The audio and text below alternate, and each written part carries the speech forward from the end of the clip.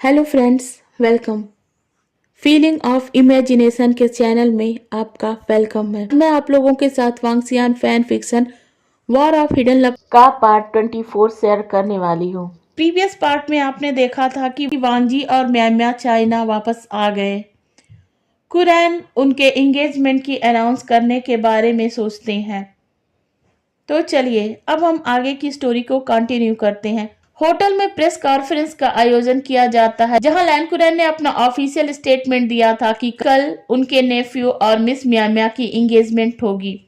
तो पूरे चाइना में इसी बात की चर्चा शुरू हो गई थी। सबको कल का इंतजार था। रात में लैन मेंशन में लैन कुरैन और लान वांगजी दोनों बैठकर विंग का इंतजार कर रहे थे। काफी रात हो गई थी, विंग नहीं आया। कुरैन विंग को कॉल करने ही वाले थे कि उनके मोबाइल पर विंग का मैसेज आता है। मैसेज में लिखा था, अंकल, इम्पॉर्टेंट बिजनेस मीटिंग के लिए मुझे अदर कंट्री जाना पड़ा है। मुझे आने में 3-4 दिन लग जाएंगे। आपको मेरी चिंता करने की जरूरत नहीं है। जाते समय बेनिंग ने बताया था कि गगा आ गए हैं, तो अब आप अकेले भी नहीं रहे। अपना ख्याल रखिएगा अंकल, गुड नाइट। कुरैन ने मोबाइल को उदास मन से एक बार फिर देखा। वह बेचैन से हो उठे थे। वांगजी ने कुरैन की तरफ देखा और उन्हें कुरैन की आंखों में बेचैनी साफ दिखाई दे रही थी। उसने कहा, क्या हुआ अंकल, किसका मैसेज था? वीवू सियान का मैसेज था। आज वह नहीं आएगा क्योंकि वह मीटिंग के लिए शायद बाहर गया है। कुरैन ने थोड़ा उदास मन से कहा। वांगजी का यह सुनकर मानो दिल बैठ सा गया। उसके चेहरे पर विंग को अपने मेंशन में देखने की जो खुशी थी वह गायब सी हो गई। उसने कहा, कोई बात नहीं अंकल, चलिए हम डिनर कर लेते हैं। कुरैन और वांगजी दोनों डिनर करते हैं मगर दोनों का मन उसमें लग ही नहीं रहा था। किसी तरह से वह डिनर करते हैं और अपने अपने रूम में चले जाते हैं। वांगजी जब अपने रूम में आता है तो उसे उस रूम में विंग की खुशबू आती है। वह अपने कबर्ड को खोलता है, उसमें विंग के कपड़े निकालता है और उसके ऊपर हाथ फिराते हुए कहता है, विंग, कब आओगे? मुझे तुम्हारी ज़रूरत है। I miss you wing, I miss you my sweet heart. फिर वह उस कपड़े को हक करके सो जाता है। वह रात किसी तरह बीत जाती है। सुबह से ही पूरे चाइना में हलचल थी वांगजी के एंगेजमेंट को लेकर और आखिरकार वांगजी के एंगेजमेंट की रात आ ही जाती है। उस पार्टी में लगभग सभी बिजनेस फैमिलीज आए थे। थोड़ी देर के लिए सी चैन और बेंगियाओ भी आ गए थे। उस पार्टी में कमी थी तो सिर्फ विंग की। वहां पर वांगजी और म्यांमा के एंगेजमेंट की अनाउंसमेंट होती है। वांगजी और म्यांमा दोनों इस वक्त आमने सामने खड़े थे। म्यांमा ने वांगजी के हाथों में एंगेजमेंट रिंग को पहना दिया। अब बारी थी वांगजी की। वांगजी ने अपनी आंखें बंद की और इस वक्त उसके बंद आंखों के सामने विंग का खूबसूरत चेहरा आ गया। उसे बहुत ही ज्यादा तकलीफ हो रही थी। वह जानता था कि ये सब दिखावा है। म्यांमा से बस वह दिखावे के लिए एंगेजमेंट कर रहा है, मगर यह उसकी लाइफ का सबसे हसीन सपना था जो उसने अपने विंग को लेकर देखा था। उसने भारी मन से अपनी आंखें खोल दी और अब उसके हाथ में एक खूबसूरत रिंग चमक रही थी। म्यांमा ने अपने हाथों को उसके सामने किया। वांगजी ने वो रिंग म्यांमा को पहना दिया। वहां जोरों से क्लैपिंग होने लगी थी और इस वक्त सारे कैमरों की नजर वांगजी पर ही थी। मगर वांगजी पर किसी और एक पर्सन की नजर थी और वह नजर अब धुंधली सी होने लगी थी। उसने उस बड़े से स्क्रीन पर हाथ घुमाते हुए कहा, तो फाइनली गगा, आपने एंगेजमेंट कर ही ली। मैंने देखा था मैंने देखा था आपका कॉल और यह भी देखा था कि आपने अपने एंगेजमेंट के ठीक पहले मुझे कॉल किया था। मैंने आपका कॉल रिसीव नहीं किया गगा। मैं नहीं चाहता था आपको परेशान करूं। मैं खुद पर कंट्रोल नहीं कर पा रहा हूं गगा। मैं आपको रोक देता एंगेजमेंट करने से। आपको एंगेजमेंट करने ही नहीं देता गगा, नहीं करने देता। यही वजह थी मैंने झूठ कहा था।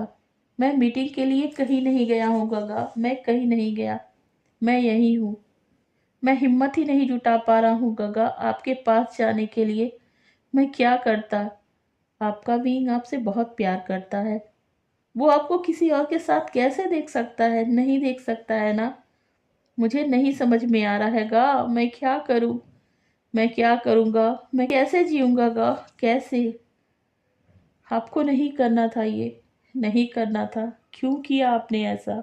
इधर एंगेजमेंट हो गई थी, अब लोग उस पार्टी में एंजॉय करते हैं, डांस परफॉर्म करने की बारी आती है। म्याम्या ने कहा, अब क्या करें वांग जी, हम ये कैसे करेंगे? वांग जी ने कहा, तुम परेशान मत हो। और वांग जी ने अनाउंस कर दिया, हेलो एवरीवन, जैसा कि आपको पता है मैं और मेरे फियांसे कल ही हमारी ट्रिप खत्म हुई है और आज हम एंगेजमेंट कर रहे हैं। हमें रेस्ट का टाइम ही नहीं मिला।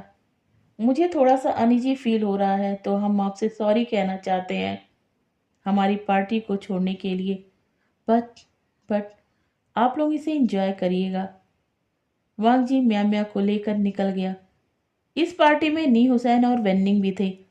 वेन्निंग के पास सॉन्गलैन आ गया। सॉन्गलैन ने कहा, मिस्टर विभूसियान कहाँ हैं? वो मीटिंग के लिए गए हैं। अकेले? सॉन्गलैन ने क्वेश्चनिंग आंखों से वेन्निंग की तरफ देखते हुए कहा। वेन्निंग आंखें चुराने लगा था। वेन्निंग को ऐसा करते देख सॉन्गलैन ने कहा, सच बताइए वेन्निंग, क्या बात है? मैं प्रॉमिस करता हूँ हमारी बातें बस हम ही तक सीमित रहेंगी। सॉन्गलैन ने सिंसियरली वेन्निंग की तरफ देखते हुए कहा। वेन्निंग ने सॉन्गलैन को देखा। उसे देखकर समझ गया कि सॉन्गलैन सच में विंग को लेकर कंसर्न है। वो कहाँ गए हैं मुझे नहीं पता है। उन्होंने बस इतना ही कहा है कि मैं सबसे यही कहूँ। वो फॉरेन मीटिंग के लिए गए हैं।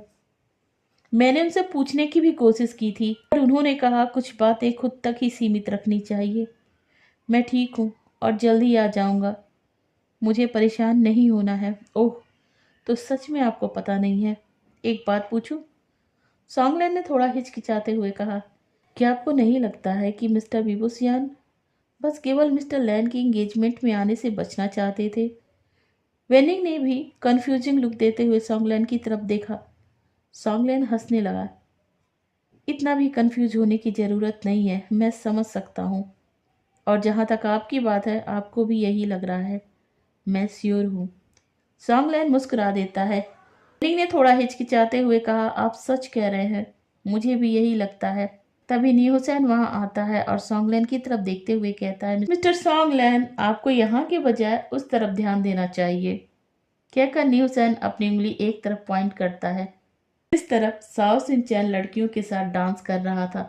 उसकी इतनी हिम्मत, वह लड़कियों के साथ डांस कर रहा है। मैं उसे छोड़ूंगा नहीं। और सॉन्गलैन पैर पटकता हुआ उसी दिशा में बढ़ गया। नी हुसैन ने कहा, वेनिंग, मुझे यहाँ अच्छा नहीं लग रहा है, मैं जा रहा हूँ। मगर क्यों? क्या तुम्हारी तबीयत ठीक नहीं है? पता नहीं वेनिंग, शायद विंग गगा के ना होने से मन नहीं लग रहा है। ये मेरा पहला फंक्शन था जो मैंने उनके बिना अटेंड किया है। मैं मिस्टर लैन को सैड नहीं कर सकता था, इसी वजह से मुझे आना पड़ा। चलो मैं गगा से परमिशन लेकर आता हूँ, फिर साथ में चलेंगे। वैसे भी मिस्टर लैन तो चले गए हैं, हमारा यहाँ क्या काम? लैन तो अब साउथ सिंचन को संभालने में ही लग जाएगा, क्योंकि साउथ सिंचन तो पूरी तरह ड्रंक है। मैं अभी गगा से बात करके आता हूँ। नी हुसैन नीमंजे के पास जाते हैं और थोड़ी देर उनसे बात करता है, फिर वेनिंग को लेकर चला जाता है। इधर वेनिंग के मन में बेचैनी सी हो रही थी। उसकी वजह क्या थी वह समझ नहीं पा रहा था। दूसरी तरफ विंग एक अंधेरे कमरे में ड्रिंक की बोतलों के बीच लेटा था। उसने इतनी ज्यादा ड्रिंक कर ली थी, अब अपना होश ही खो बैठा था। ये इस वक्त लैंड मैंसन में था। म्याम्या अपने घर जा चुकी थी, मगर ये रात इन तीनों पर ही भारी हो रही थी। वांगजी रूम में आने के बाद कई बार विंग को कॉल करता है, मगर विंग का मोबाइल स्विच ऑफ जा रहा था। वांगजी इस बात से बहुत ज्यादा फ्रस्ट्रेट हो गया था। उसने वेनिंग को कॉल लगा ही दिया, पर वेनिंग ने भी तुरंत कॉल रिसीव कर लिया। कौन है? वेनिंग ने पूछा। मैं लान वांगजी बोल रहा हूँ। वेनिंग चौंक गया। लान वांगजी का कॉल उसके पास? तभी लान वांगजी ने आगे कहा, बेबुसियान का मोबाइल स्विच ऑफ था। मैंने उसे कई बार कॉल किया, शायद उन्होंने अपना मोबाइल स्विच ऑफ कर रखा है, किसी जरूरी मीटिंग में होंगे। वांगजी ने आगे कहा, तो अगर उसकी कॉल तुम्हारे पास आई तो कह देना मुझे कॉल करे, मुझे उससे बहुत ज़रूरी बात करनी है। Good night. वांगजी ने कॉल कट कर दिया। वेनिंग और भी ज़्यादा परेशान हो गया, क्योंकि विंग ने कहा था वह अभी किसी से बात नहीं करना चाहता। खैर वांगजी किसी तरीके से सो गया। सुबह होती है। वांग जी के लिए अच्छी नहीं थी। सुबह ही साओ सिंचन मिलने के लिए आ गया था। वांग जी अभी सोया ही था कि साओ सिंचन उसके कमरे में नॉक कर दिया। अंदर आ जाओ, वांग जी ने उससे कहा। साओ सिंचन अब कमरे में आ चुका था। बताओ क्या बात है, इतनी सुबह कैसे? वांग जी, थोड़ी सी प्रॉब्लम हो गई है। कैसी प्रॉब्लम? वांग जी ने कहा। वेंस को कहीं से खबर लग चुकी है कि मोसवानियों को यहाँ कहीं छिपा कर रखा है। इसी वजह से वह हम सभी पर नजर बना कर रखे हैं। हम क्या करें? हमें मोसवानियों का ख्याल रखना ही होगा। वांग जी, जिसके चेहरे पर एक कोल्ड सी स्माइल थी, उसने कहा, परेशान होने वाली बात नहीं है, बल्कि यह तो अच्छी बात है। हम उन्हें अपने हिसाब से न्यूज़ दे सकते हैं, उन्हें मिसगाइड कर सकते हैं। तो हुई ना अच्छी बात। यहाँ हम उन्हें भटका सकते हैं। हमें उन्हें ये यकीन दिलाना होगा कि हम कुछ ऐसा कर रहे हैं जो लैन और वेंस के बिजनेस के लिए प्रॉफिटेबल है। और जब यह उन्हें यकीन हो जाएगा कि हम लैंस वेंस के साथ हैं, तो उनका विश्वास पाना काफी आसान होगा। ओह, तो ऐसा है, मैं फिजूल में ही डर गया था, साव सिंचन ने कहा। पर हम मोसवानियों से मिलेंगे कैसे? ने क्रिपी स्माइल देते हुए कहा। इसके लिए हमें उसी तरीके के दिखने वाले किसी बीमार आदमी को ढूंढना होगा और उसे अपने पास वहीं पर रखना होगा, ताकि हम उसको मोसवानियों की जगह इस्तेमाल कर सकें और मोसवानियों को लैंड मेंशन में ही शिफ्ट कर सके। यह रिस्की नहीं होगा वांग जी? साव सिंचन ने थोड़ा सा परेशान होते हुए कहा। नहीं, बिल्कुल रिस्की नहीं होगा। अगर हम उस आदमी को मोसवानियों की जगह रख कर ट्रीट करते हैं और वेंस उस तक पहुंच जाते हैं, तो वह देखेंगे कि हमने मोसवानियों को नहीं, बल्कि किसी और को उसकी जगह पर लाकर रखा है। शायद हमारा एनिमी हो, समझेंगे। शक उन्होंने हम पर किया है वो बिल्कुल दूर हो जाएगा। यही लगता होगा कि हम अपने नाम को खराब नहीं करना चाहते, इसी वजह से हम ऐसा कोई काम नहीं कर सकते। तो उनका लैंड मेंशन में शक करना नामुमकिन ही होगा। ही हम पर नजर रखे, मगर जब मोसवानियों एक बार लैंड मेंशन में शिफ्ट हो जाता है, तो वह उसका कुछ नहीं बिगाड़ पाएंगे और हम मोसवानियों का पूरा ख्याल रख पाएंगे। फ्रेंड्स को हम अपने हिसाब से बिजी रख सकते हैं। तो मैं अभी मोसवानियों को यहाँ लाने का इंतजाम करता हूँ, साव सिंचन ने एक्साइटेड होते हुए कहा। यही सही रहेगा। मगर वांग जी अपने बेड से उठता हुआ कहता है। क्या मगर? बहुत ध्यान से करना होगा, किसी को भी इसकी खबर नहीं लगनी चाहिए। मुझे पता है मुझे क्या करना है, साव सिंचन ने भी एक स्माइल देते हुए कहा। साव सिंचन रूम के बाहर निकलने ही वाला था कि अचानक रुक गया और वांग जी की तरफ देखते हुए कहा, कोई बात नहीं हुई है मिस्टर विवोसियान से? नहीं, कोई बात नहीं हुई है, ना ही उसका मैसेज मिला है। वांग जी ने एक गहरी सांस लेते हुए कहा। ओके, मैं चलता हूँ, मोसवानियों को यहीं लेकर आता हूँ, साव सिंचन ने कहा। ठीक है, जाओ, और बस इसी बात का ख्याल रखना कि इस बात की भनक किसी को भी ना पड़े। ये भी कोई कहने की बात है वांग जी। 10 दिन बीत गए थे। मोसवानियों अब वांग जी के मेंशन में रहता था, मगर इसका पता किसी को भी नहीं चला। वांग जी इस समय बहुत ज्यादा बिजी चल रहा था, मगर वह विंग को कॉल करना नहीं भूलता है और विंग तो कॉल रिसीव ही नहीं करता था, बस मैसेज के थ्रू वांग जी से बात करता था और वो भी बस फॉर्मेलिटीज होती थी। इस बीच विंग कुरैन को हमेशा मैसेज करता था। विंग ने खुद को काम में इतना बिजी कर रखा था कि वह अब बेनिंग से भी बातें नहीं कर पाता था। यहाँ तक कि विंग अपने मेंशन भी जाना छोड़ चुका था। उसका दिन रात अब ऑफिस में ही बीतने लगा था। वेनिंग उससे बातें करने की कोशिश करता कि वह अपना ध्यान रखे, मगर विंग विंग वेनिंग को भी बात करने का मौका ही नहीं देता। सुबह विंग अपने ऑफिस में था, तभी उसके मोबाइल पर कॉल आता है। विंग ने कॉल को देखा मगर रिसीव नहीं किया। कॉल वांग जी का था। उसने स्क्रीन पर देखा जहां अब कोई कॉल नहीं आ रही थी। तभी उस पर एक मैसेज आता है। विंग ने उस मैसेज को रीड भी नहीं किया, फिर मोबाइल में वांग जी की पिक को देखते हुए उसे किस किया। गुड मॉर्निंग गगा, आई मिस यू। मैं क्या करूं, मैं आपके बिना रहने की कोशिश कर रहा हूं, मगर रह ही नहीं पा रहा गगा, मैं क्या करूं। ही उसके केबिन के डोर पर नॉक होता है। आ जाओ। वेनिंग अंदर आ गया। वेनिंग ने कहा, सर, युवान और युवानी आपसे मिलने आए हैं। विंग के चेहरे पर एक बड़ी सी स्माइल आ गई। वेनिंग को भी अच्छा लगा आज इतने दिनों बाद विंग के चेहरे पर की स्माइल को देखकर। उसने कहा उन्हें अंदर भेज दो। वेनिंग बाहर चला जाता है। अब युवान और युवानी विंग के पास थे। क्या हुआ, तुम दोनों यहाँ? विंग ने कहा, यहाँ हम आपसे मिलने आए हैं और आपको बताने आए हैं कि हमारा रिजल्ट आ गया है। हमने अपने स्कूल में टॉप किया है। अरे, ये तो बहुत अच्छी बात है। मैं बहुत खुश हूँ। विंग ने युवान और युवानी को गले से लगा लिया। तो बताओ, तुम दोनों को अपने गगा से क्या चाहिए? हम हमने अपने रेस्टोरेंट में एक पार्टी रखी है, आप आएंगे ना वहां पर? तो तुम्हारे पास इतनी मनी हो गई है कि तुम उससे पार्टी करने लगो? विंग ने थोड़ा गुस्से से कहा। नहीं नहीं गगा, नहीं, दरअसल वो पार्टी जिनका रेस्टोरेंट है उन्होंने रखी है। जब पता चला कि हमने टॉप किया है तो उन्होंने कहा कि रेस्टोरेंट में हम पार्टी रखेंगे और वह आपसे भी मिलना चाहते हैं। मैंने उन्हें नहीं बताया है कि आप इतने बड़े बिजनेसमैन हैं, नहीं तो वो आपको नहीं बुलाते। क्यों? क्या मेरा बिजनेसमैन होना उन्हें पसंद नहीं है? नहीं नहीं गगा, ऐसी बात नहीं है। मेरा रेस्टोरेंट छोटा सा है ना, तो उन्हें लगता कि पता नहीं आप आते या नहीं आते। मैं जरूर आऊंगा, उनसे कह देना। विंग ने कहा। सच में गगा? हाँ भाई, मैं जरूर आऊंगा। सक्सेस पार्टी हो तो मैं कैसे नहीं आऊंगा, विंग ने कहा। ठीक है, तब हम चलते हैं गगा, हमें तैयारी भी तो करनी है।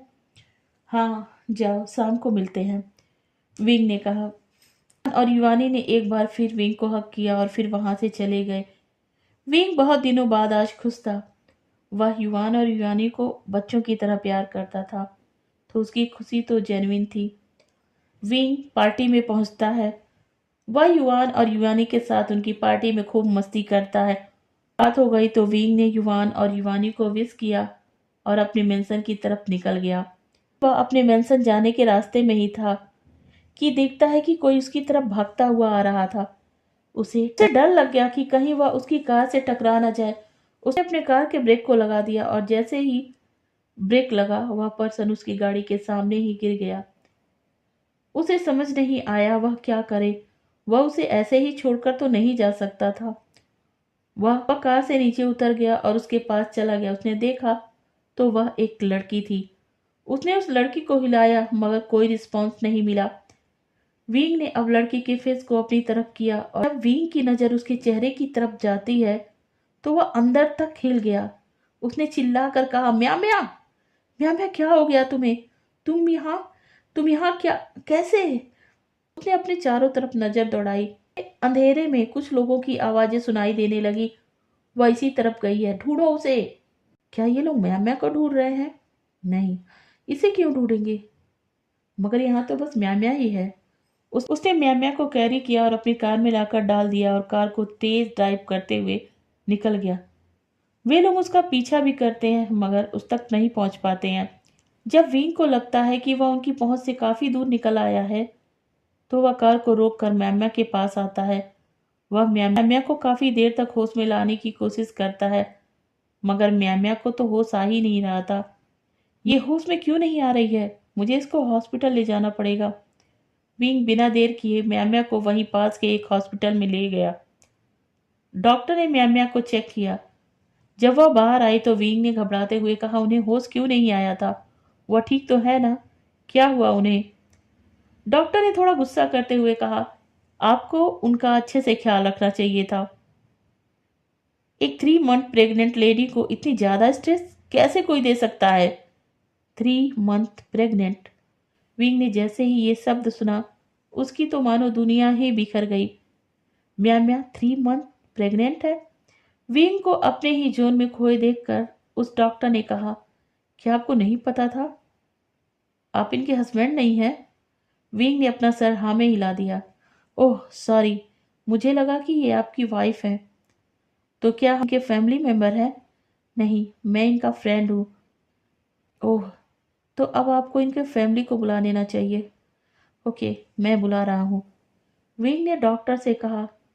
ये क्या हुआ है? इन्हें ज़्यादा चोट नहीं आई है और इनके बेबीज भी ठीक है। इन्हें अंडर ऑब्जर्वेशन में रखना पड़ेगा। सुबह ही इनको डिस्चार्ज मिलेगा।